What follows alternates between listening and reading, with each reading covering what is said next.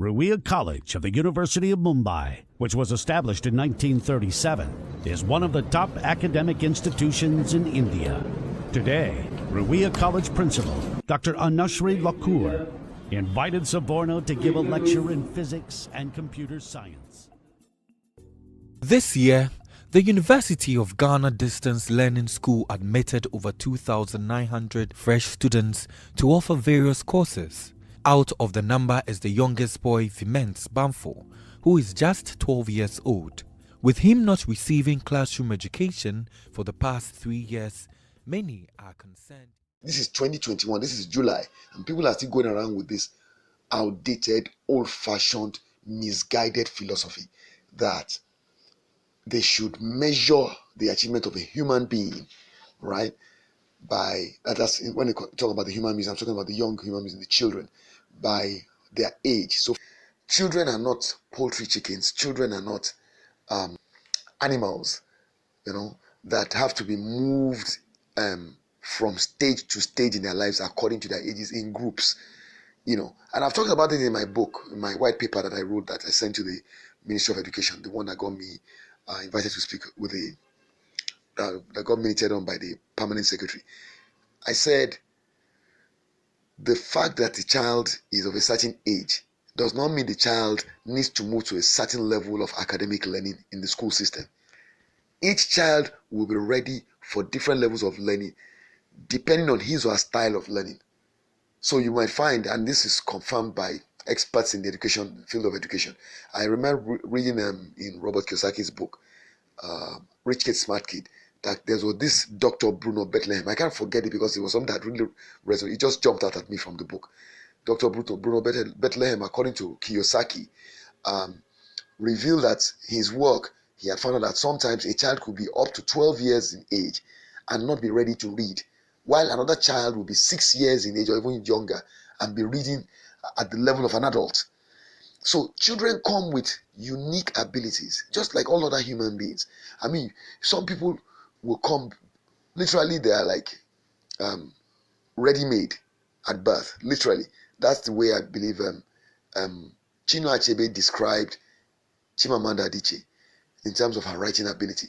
She was so young, and yet she was a precocious talent. So the point I'm making therefore is this: some people will not be ready to move to the next stage in the learning system of the academic schooling structures you have, even though they are of age biologically. It's the intellectual ability, and we will vary. You see, and also the intelligence we have, people have different kinds of intelligences. There's some intelligence that has to do with the use of we call them psychomotor skills. So you see, Messi is extremely intelligent in the use of his feet, like Ronaldo. Michael Jordan was very intelligent in the use of his hands as a basketballer. So there's all kinds of intelligence. All right.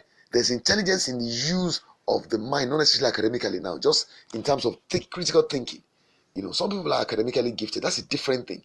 So the thing is, you cannot take a human being at a certain age as a child and just expect that because he's a certain age biologically, he should be able to move with another group that are of the same age. And therefore, so if you see a child today and the child is 10 years old, oh yes, he must have been at this level. No.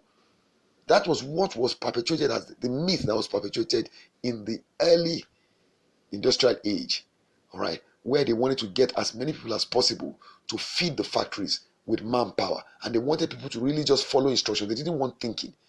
They just wanted people that were able to read manuals, read guidelines, read instructions, and follow those instructions. And that was when, at that time, they rewarded you for being like a robot. You could just take orders and follow them to the letter. Unfortunately, advancements have made it now that robots are taking our place. You see that more and more we're having, UBA has Leo. All of them are having something. There's one that MTN says they have now. Everybody is having some kind of artificial intelligence stuff. We now have driverless cars. Listen, the banks are using a lot of automation now, so they're dropping staff. They don't have to recruit as many employees as they used to. And Jack Ma, at the World Economic Forum, Jack Ma, the CEO of Alibaba.com, said it. He kept screaming about it. He's not the only one. Elon Musk of Tesla has been saying it. Look, the CEO of Google has announced that they no longer need people to have university degrees for them to employ them.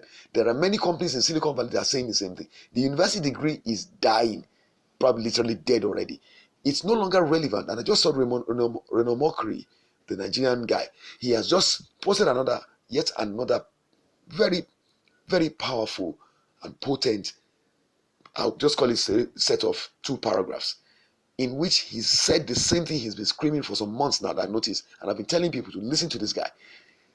He said, you don't need the degrees anymore. You don't need the certificates anymore. It's the skills you have. And you don't need to show anybody any piece of paper to prove that you have a skill. You simply show the skill. And once you show the skill, you get the job. And we need to let our kids understand that the skills matter more now than ever before.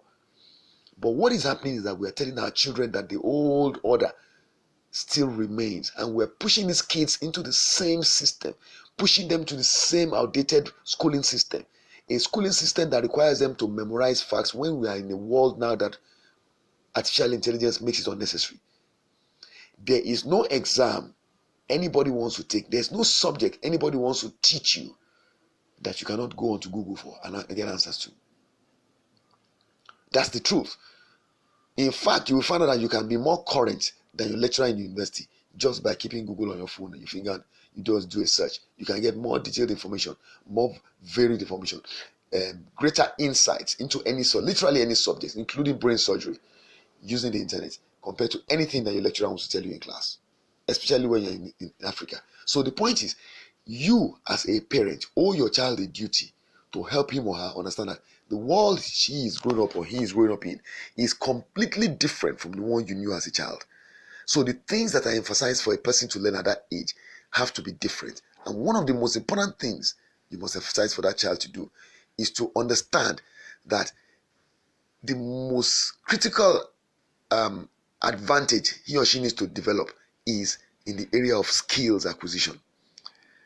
That child needs to look at what talent he or she has, what passion, what gifts, natural gifts she has been imbued with, and then begin to nurture and develop them in a manner that's going to be designed to help him or her get financially remunerated for it. It's going to be the demonstration of that unique ability that will help him or her find a place in life that will make her a positive contributor to society. What we have right now is a situation in which parents are just pushing their children because they're going on ego trips, trying to live vicariously through their children. Oh, I didn't go to university. I don't want my child. I don't want Mr. A's child to better than my child by having university degree when my child doesn't have. You don't need those kinds of things anymore. And if you're going to get your child to go to university, let it be for something that's worthwhile. Let it be for a course of study that he or she can take into the real world and run with and make a life out of. Not that he has to get to NYSC camp and then start learning a totally new skill in order to survive. Just having the other piece of paper and say, oh, me too, I have a degree. It makes no sense, but we're doing things that don't make any sense as if they are normal. Something is wrong with us, So anyway, what I really wanted to say in this was that stop telling your child that they're in a race. They're not in any race. Your child is not in any race with anybody's child. This issue of, your child is 15, should have finished this by now, is nonsense. Like I said before, go on the internet, go and Google it. There are 6-year-old children. There are 8-year-old children. There are 9-year-old children, 15-year-old children who have finished the level of education that some 30-year-olds have not completed. I don't know, maybe I put that wrongly. Some people are finishing, for instance, university education at the age of 10. If you don't believe me, Google it. I've watched them being interviewed. I've seen documentaries on such children. Children at the age of 6 months who are already doing things that children at the age of 10 could not do academically in the school system. Some people's children are still 16, 17. They have not gotten admission. They're still trying to get admission. So does that mean that your child is daft because he's 16 and they have not gotten admission? No. Every child is unique. Every child is on his or her own journey. So are you. You are on your journey, I'm on my journey. There's nothing about measuring one person against the other. We must teach our children that they must compete only against themselves. All this measurement of you at this age, you should be here, is nonsense. It doesn't make sense. And let me tell you why. Let me give you the reason why it doesn't make sense. Look, think about it. There are some people today that you graduated with when you were in school, right? But today, you are way ahead of them in terms of everything you are doing in your life, financially, the kind of jobs you own, and they are probably just struggling on the fringes of life. Okay, but there are also at the same time some people that graduated 10 years after you graduated who are doing 10 times better than you right now as I speak. I know you can think of at least one person. They are doing so well, yet they were juniors in school. They were kneeling down, you were punishing them, or you were telling them, sending them on errands. But today, they are your bosses. They are bigger than you. They employ people. They do stuff that you cannot dream of doing. They have more money than you can ever have. And you can see them walking the streets, and you know that, man, there was time I was ahead of this person. So what's the point now? What's the point of being the first person of finishing at the age of 15 before other people, when at the end of the day, they will catch up with you and even overtake you? It doesn't make any sense. It's a stupid way to measure achievement. But people are letting their children develop this idea that there's something worthwhile about it. It makes no sense. It doesn't matter if you finish at the age of 10. What matters is what you are able to do when you get out. Stop telling children that there's something that is worthwhile to measure in terms of how soon they finish the school step. You're not poultry chickens. You're not catfish fingerlings. You don't have to move together at the same rate because you're the same age. Each person is on his own path. What I choose to do will be different from you. My abilities will be different from your abilities. My passions will be different from your passions. Therefore, I may move at a different rate from you. Some people eventually drop out of school, all right, drop out of primary school or secondary school, go into the world and achieve. Then they come back to complete their education if they want to. Richard Branson dropped out of secondary school, never went back. And today we all know he's an accomplished man. So what are we talking about? So this nonsense where you tell children to keep measuring, oh, I finished at the age of 50. Just like you are saying you are finished at the age of 50. Somebody finished at the age of 8. Like I said, Google it. So there's nothing special about what you've done. In fact, yours is a minor achievement compared to the person who is much younger than you. So what are we talking about? And if we put you side by side with that person, the person will most likely floor you. So getting your child to think that manner is self-defeating. But some parents do not know that. They are so keen. They say they're not competitive. They claim they know God, but you see in all their attitude in life, it's always a case of ego tripping. They always want to prove that they are better than you. They will tell you they like you, they tell you they love you, but they're always measuring themselves against you. And so long as they feel that they're better than you, then they remain friendly. The minute they feel that you're better than them, they begin to resent you and become jealous and envious. Then you begin to see funny behavior. It's something I've noticed. You must be sincere with yourself, and especially because of your child. Do yourself a favor. Stop pushing your child to measure progress in this manner against other people. It makes no sense, and it does not benefit him or her. Ruia College of the University of Mumbai, which was established in 1937, is one of the top academic institutions in India. Today, Ruia College Principal Dr. Anushree Lakur invited Savorno to give a lecture in physics and computer science.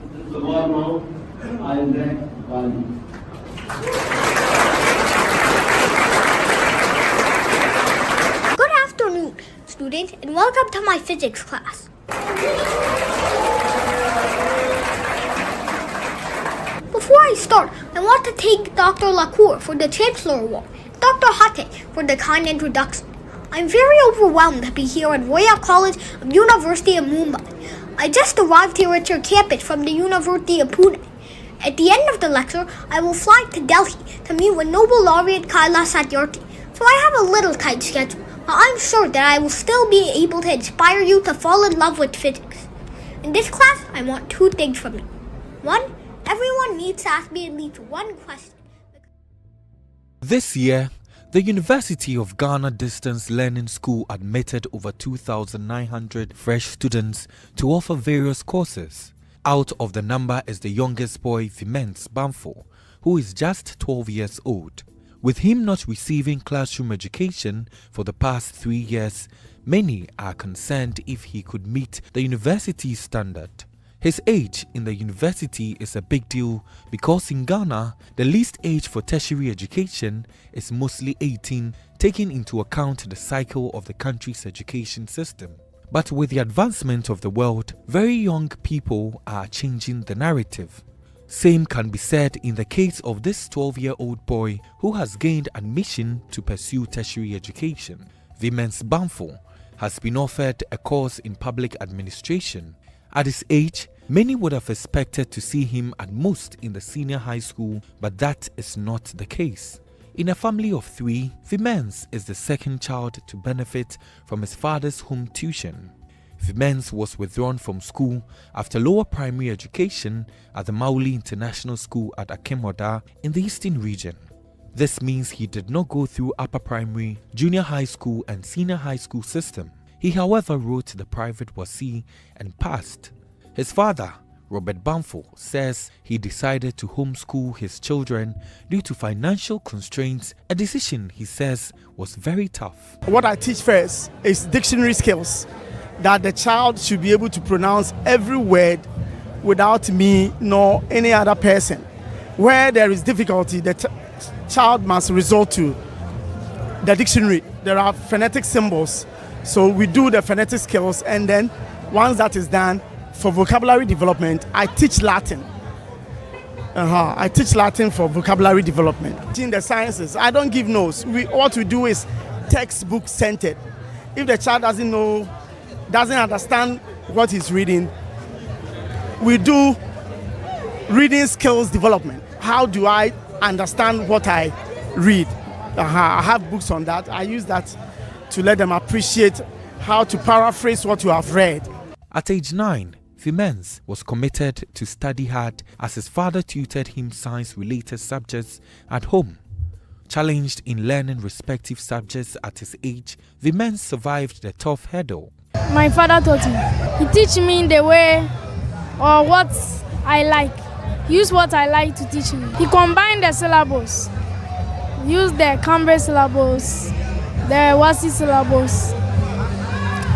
So I understood some basic things about it.